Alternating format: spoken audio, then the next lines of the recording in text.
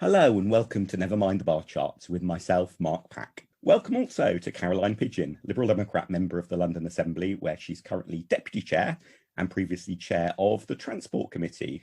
Welcome, Caroline. Hello, Mark. Great to be here with you. Now, you were first elected to the GLA back in 2008, an election which to the wider world was maybe slightly more notable for also getting Boris Johnson elected as Mayor of London. But that means you saw him up close for 8 years whilst you were on the GLA scrutinising his work and he was being Mayor of London. What was he like? That's a question I get asked an awful lot, Mark. And there's two sides to him, I think. So let's think of him as a person, as an individual. He's someone who's very sociable. He's someone who wants to be liked, likes to be liked, which is why he cracks jokes all the time. He wants to be the sort of centre of attention and wants to be popular, wants to be liked. He will be finding it, I have no doubt, very difficult as Prime Minister with a pandemic, and you can't please everyone all the time. And he'll be finding that, I think, quite difficult. So he's a character. He was incredibly popular across London and not in the traditional Tory voting groups. And I remember very early on going to my first People's Question Time, which is an event set in law twice a year. The Assembly and the Mayor go to a part of London and hold a mass public meeting where he was adored like a celebrity. He didn't come across as a politician. He came across almost as an anti-politician, this celebrity. And this is, of course, before we had things like Donald Trump and all that sort of right-wing populism. And he was there with his colourful language and so on. And people adored him. I remember a crowd down in Bromley. I'd never seen anything like it and being quite astonished at the time. So he was a big character, but he governed London from the centre and certainly to get re-elected. So people forget Boris supported us and many on the Assembly calling for an earned amnesty for illegal immigrants in the country so many years. That Boris supported that at the time. He apologised for things he'd said in the past that had been anti-LGBTQ. You know, he had really, there were things that you may not think he would have, proposed and supported, but he did. So he governed then from the middle. You wouldn't believe that now with all the Brexit stuff. But as a politician, we always think or were led to believe Tories are great with public money. And Boris, with this, the people he put around him would have been great with public money. Quite honestly, he wasted so much money in London. He spent £46 million on his pet project, the Garden Bridge, which was going to go across the Thames in central London. £5 million on a 4-runway airport plan he had for the Thames estuary. Never mind that it was near the sunken SS Montgomery, which is full of explosives. Never mind that. He spent £2 million retrofitting his own new bus for London, so it actually had windows that could open because we described them as a cauldron on wheels. They were designed by Heatherwick, who obviously did the famous Olympic cauldron. Terrible, terrible waste of money. He bought water cannons, second-hand water cannons from Germany, even though they aren't licensed to be used in the mainland UK, and Theresa May refused. A rare example of Theresa May being the more liberal in a political dispute. Absolutely, yeah. And looking at the evidence, being fact-based and not bowing to the pressure from the bullies in her own party. But one thing that's a trend, and I now see in government, is that he always had a sort of casual attitude to public procurement and the rules, and always felt he was above the rules in some ways. So when he selected Heatherwick to design the Garden Bridge, a tender went out, grossly unfair. Heatherwick with Joanna Lumley and others had come and talked to Boris, had written to Boris about this idea. He kind of had an idea of what he wanted, which wasn't really what was in the tender documents. Heatherwick got it without any experience of building bridges. He'd even flown to San Francisco, along with Eddie Lister, who's one of his key people in Downing Street, at public expense to try and get sponsorship for Heatherwick's design from Apple.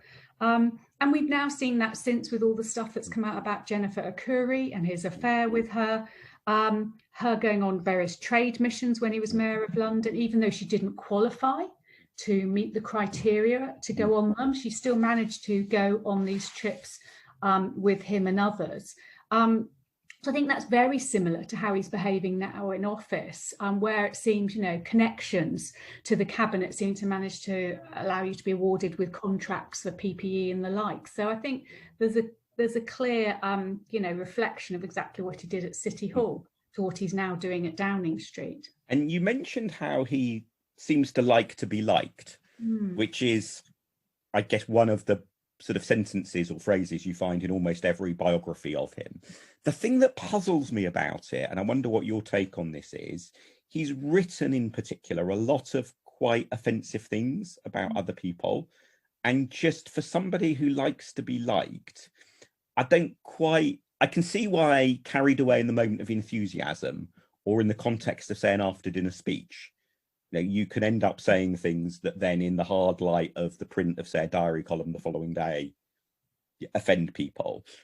But even when it's, words that he's written that someone else has then sub-edited, etc., he's left quite a trail of quite aggressive, personal, offensive comments out there for somebody who apparently likes to be liked.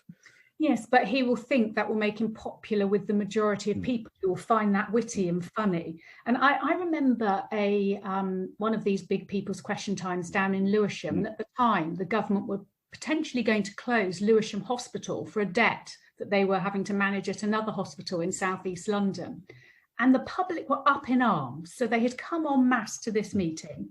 Every question, no matter what subject it was supposed to be on, linked back to the closure of Lewisham Hospital. And as mayor, if I had been him, I'd say, yes, I'm taking this up with the government. I'm concerned about this. That would have been the easy thing to do.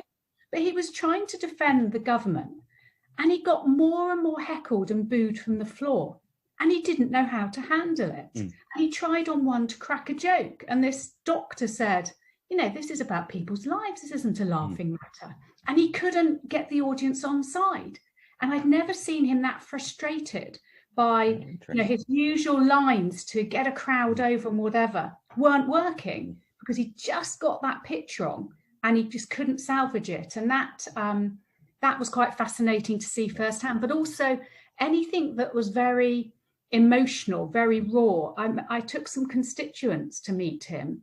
Something you never get to do with Sadiq Khan, I can tell you. He'd never agree in public to meet you with anyone, I have to say. Really? How interesting. Always his deputy mayor, never him. But Boris agreed for me to take a family to him. It was very tragic. Their husband, the father, had died on one of his cycle superhighways, and he was a constituent of Vince Cable's. And so I was liaising with Vince, and the family and the children wanted to go and talk to the mayor and the commissioner of TfL about the safety of these cycle routes.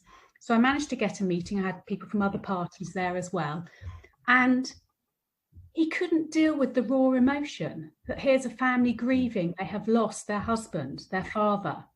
And he couldn't do the basic human touch, hug, anything. He just ruffled his hair and looked completely in pain for the whole of that meeting. That's not someone who's going to govern us well through a pandemic, when actually the country is grieving. People are dying everywhere.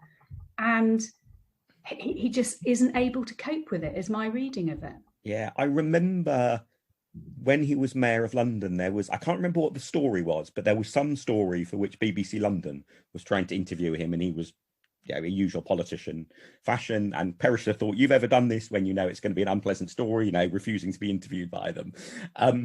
And so they basically tried to doorstep him within City Hall. And so there was this incident where the camera crew and the journalist were in this corridor, and Boris Johnson sort of walked past them, and the journalist tried to stop him to interview him.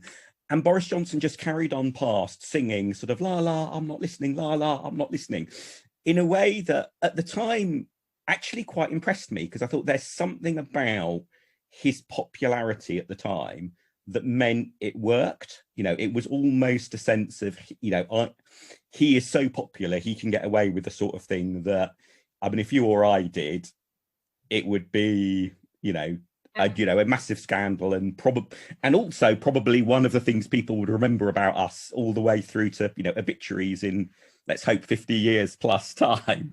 But with him, it was just, and I wonder if part of what he has suffered from is not, and particularly in being prime minister, you can never really be that popular for that long.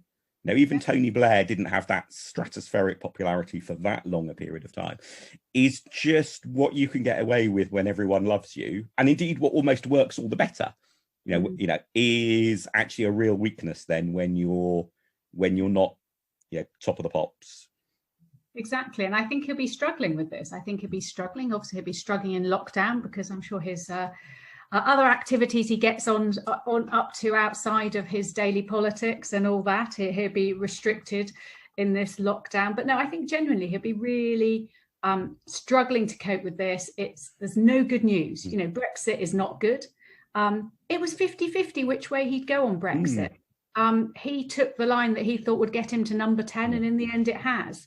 I wouldn't say necessarily he would believe that. I remember a few years before, one of the members asked him about Brexit and that, and I think he said on balance he would vote to remain in. That was only a few years before. It was an opportunist moment, and in some ways, he may live to regret it. But I can't see him being Prime Minister for long because I don't think he's got that strong base around him.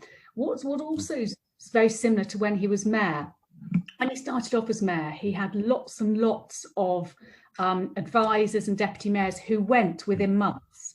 I don't know if you remember that. He had several people who went, including he had this guy called Ian Clement, who used to be, I think, the leader of Bexley Council, off the top of my head, who was charged and convicted for credit card abuse. So he'd got a credit card off City Hall and was going out whining and dining someone. He lost other deputies. Ray Lewis, who he did appoint back again, who all sorts of allegations about him, and on record some hideous homophobic comments he had made. And he ran a youth kind of academy aimed at young black boys in East London. Dreadful stuff. Other people who'd had some really unfortunate views, but he lost person after person very early on, which is why I think he kind of clings to people. You see, he's got some of the similar team he's taken from City Hall to Downing Street. But of course, he clung on to people like Dominic Cummings, even though he should have just got rid of him when he'd broken the rules. He clung on to him, and then... And isn't it amazing that...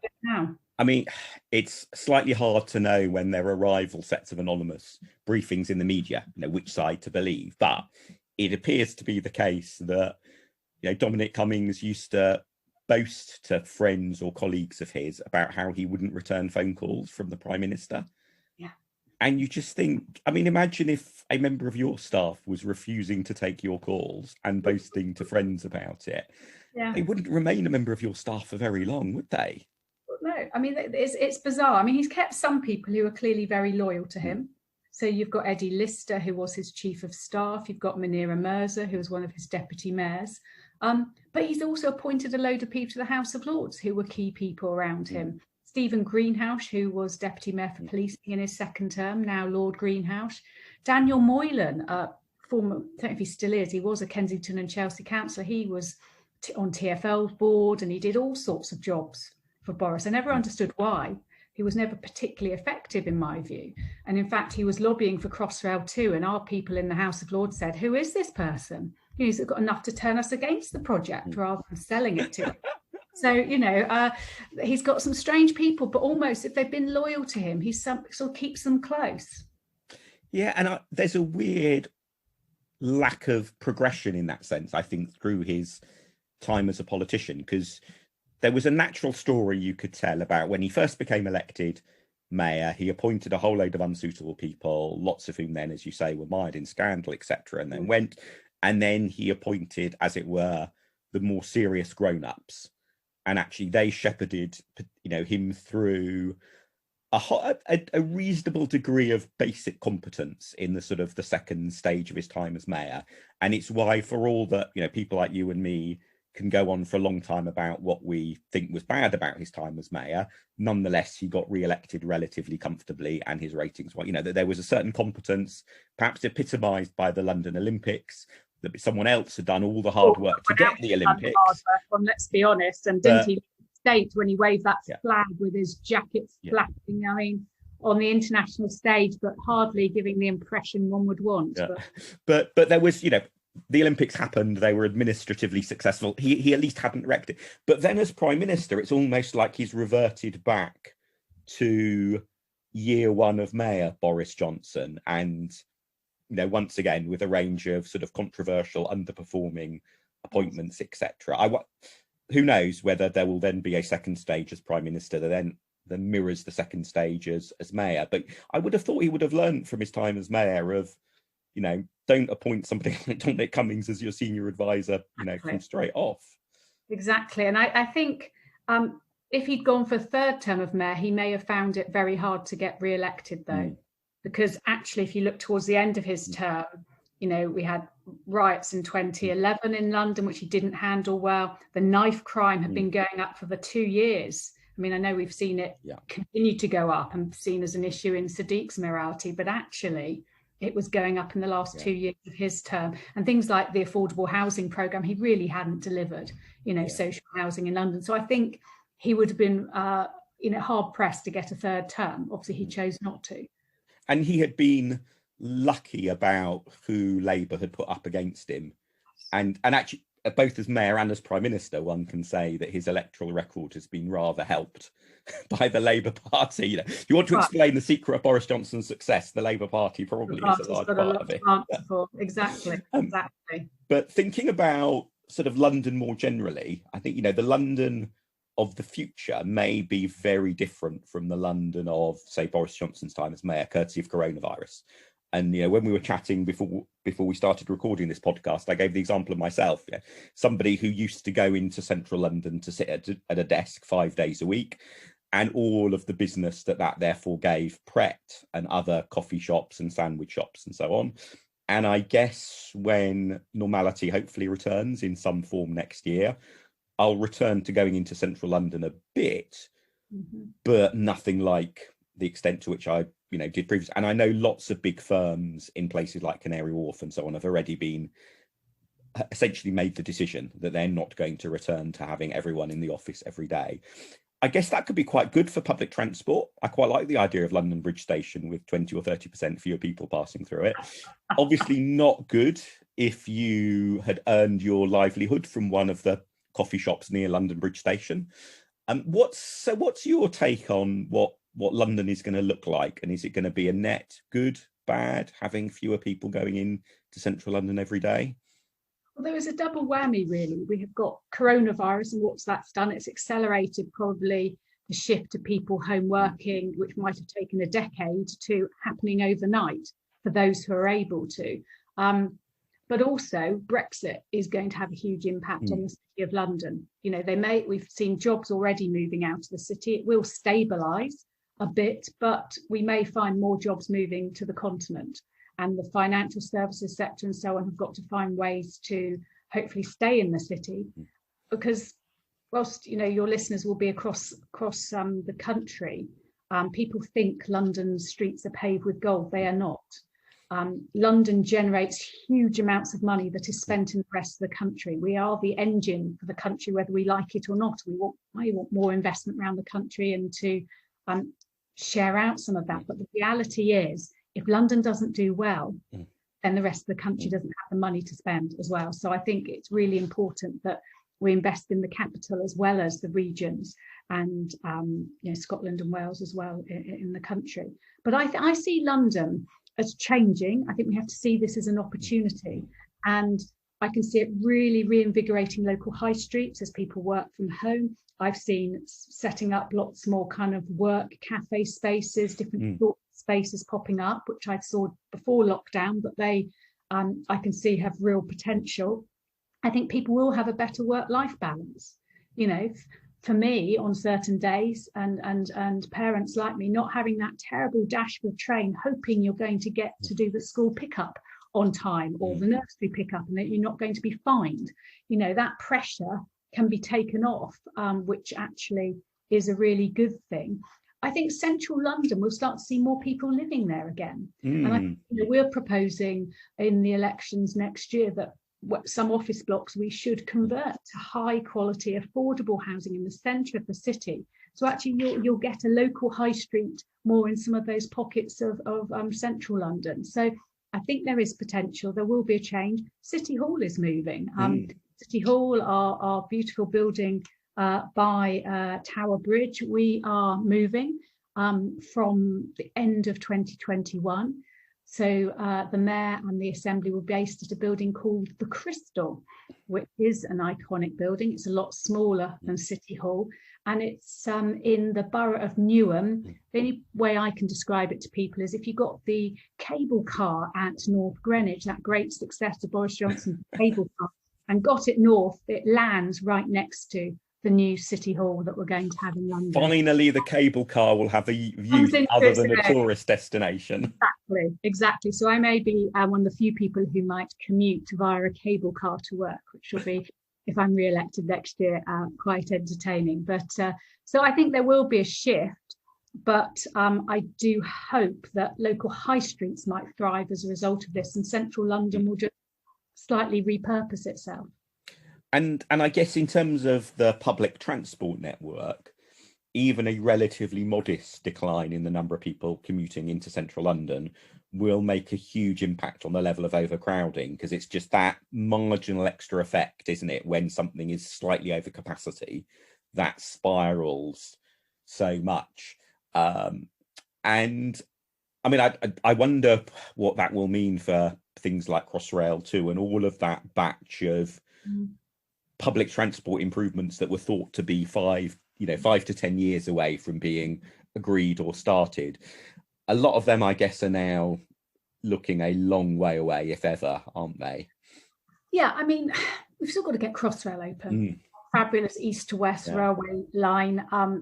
It will open at some point in 2022. Well over budget, well over time, but it will be amazing when it opens, and that will add 10% capacity in itself to the tube network in London. I think Crossrail 2 is still needed because it doesn't just help solve some of the crowding in London, it helps right down the Solent to the Wash, as we describe the line. So it really would help other parts of the country and the crowding on that bits of the rail network. But I do think it will take longer. We need to safeguard routes like that. But you can't stop investing. And we know, if you look at the past where you stopped investing in the railway network across the country, the tube networks and so on, it costs far more than maintaining it every year and doing that bit by bit investment. So I'm hoping government doesn't stop all funding. And obviously we've got things like high speed 2, which is really important as well. So there will be investment going in there, I would hope, from this government. I can't see that they're going to scrap that, but there will be a need. More people will be cycling and walking, but the population in London has been growing. The question is whether it will continue to grow, and there has been a shift of some people out of London because they found they can work from home elsewhere in the country, perhaps in a more affordable way. But, the next year or two, we'll see how London rebalances itself. Yeah, and you've touched a little bit already on what the policy implications are of that, and hence what you and colleagues will be saying in the elections coming up next May for Mayor of London and the London Assembly.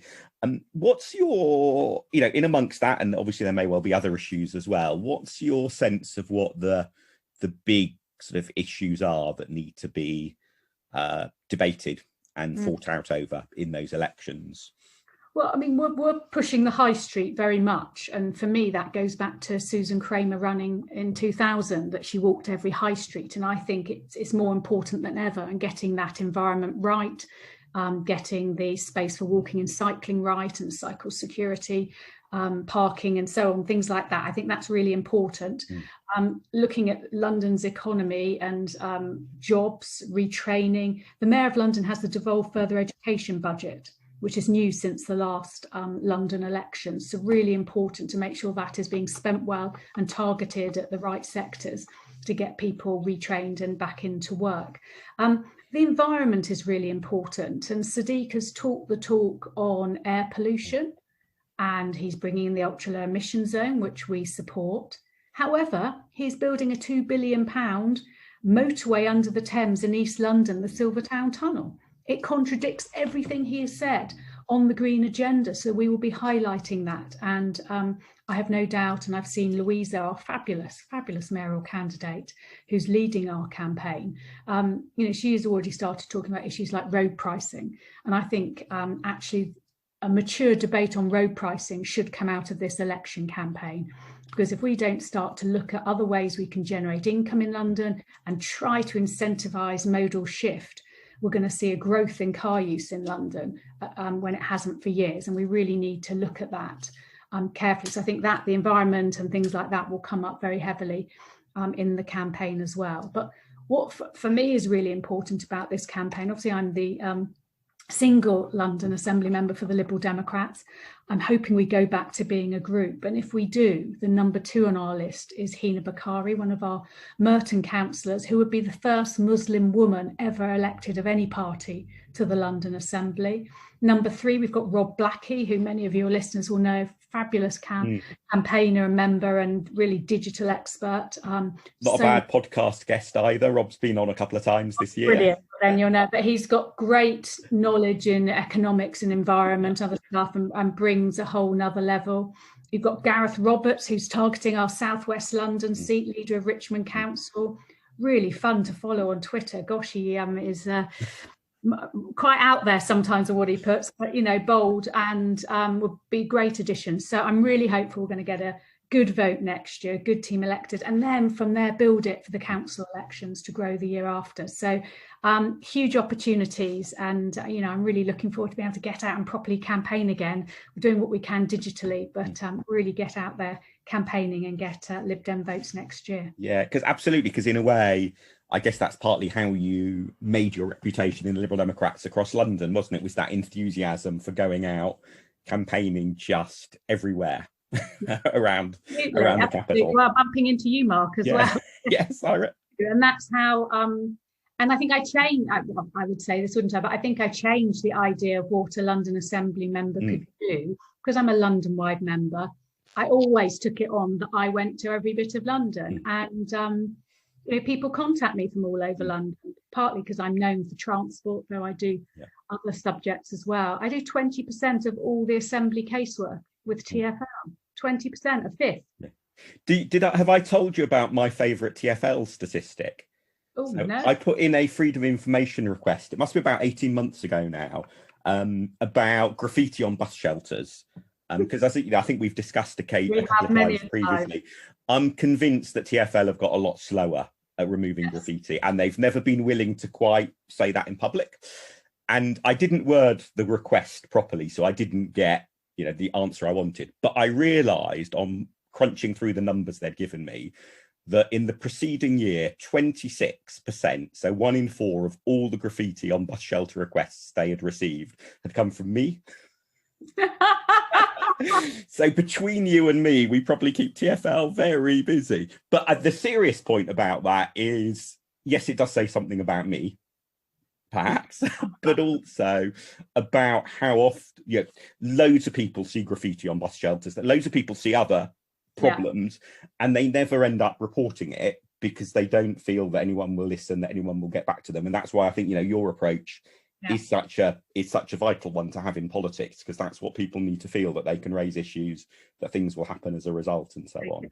And I should just say, Mark, this will really please you. Literally before I came on this recording with you, I sent an email to TfL with photos of graffiti at bus stops that I had taken at the weekend, and I even copied in the managing director saying there's a real problem because I've been reporting this throughout lockdown, and stops are absolutely covered, and it's really bringing down neighbourhoods, and asking them to do a blitz on it. So I literally did that, press send before I clicked on this link for our call. I think that some of the smartest people in terms of understanding how public services are currently working are graffiti artists, or criminals, I guess, depending on how you view them, but people who put graffiti on things. Because I think it's really notable that where graffiti appears shifts depending on who is currently good or bad at removing it. So I think it's not just that TfL has got slower. I think people who are going out there to look to put graffiti on something know that TfL was slower, and that's where you put your tag if you want your tag to be there in 3 weeks' time. So that's my tip to anyone. I'm by it. My poor son and husband. I'm like, stop! Wait a minute. I need to take a photo of this bus shelter. They're used to it. They're used to it. I imagine what the pair of us would be like walking down the street. Anyone with us would be endlessly frustrated. 3 hours on, we've made it 10 meters down the road. Exactly. It's a big issue. It annoys us both, but relatively it's small when you compare to, the issue I have just exposed and got resolved, where for 8 months TfL didn't provide guided physical assistance for people with disabilities on the transport network. So all the train operating companies have guided blind and visually impaired people. They pushed them onto trains. They found the right PPE, removable, disposable sleeves, gloves, so on. And TfL had refused for 8 months. And when I raised this with the Mayor of London, I've been on Radio 4 about it, he refused to apologise. His commissioner had apologised and said he was embarrassed by it. It started again last week, but he refused to apologise. What sort of Mayor of London is that, who doesn't care that for 8 months people with disabilities weren't able to use the transport network that he provides? It's not good enough, not good enough. And I'll continue to push some of those bigger issues, obviously, as well as the ones that irritate us. Yeah, no, that's a really good reminder of the importance of why we need to get you and many of your colleagues elected next May. Absolutely. I don't want to be by myself again. I want to have a Lib Dem group so that we can just add so much more air time to everything, and I get 6 minutes a month to question the Mayor of London. 6 minutes a month. Get another member, that's 12. Get another member, that's 18. The impact you can have as a bigger group is huge, and we really can be the true opposition to this Mayor of London. Excellent. On that note, let's wrap things up. So thank you very much for your time, Caroline.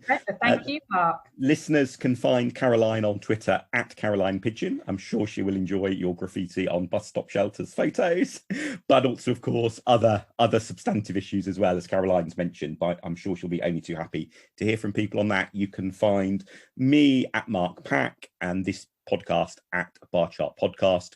Look out in the show notes for some follow-up links to what we've discussed, including the great high street campaigning song that Susan Kramer had when she ran for London Mayor. I will try and find that on YouTube and include that in the show notes. So thank you very much, Caroline, and thank you very much to everyone for listening.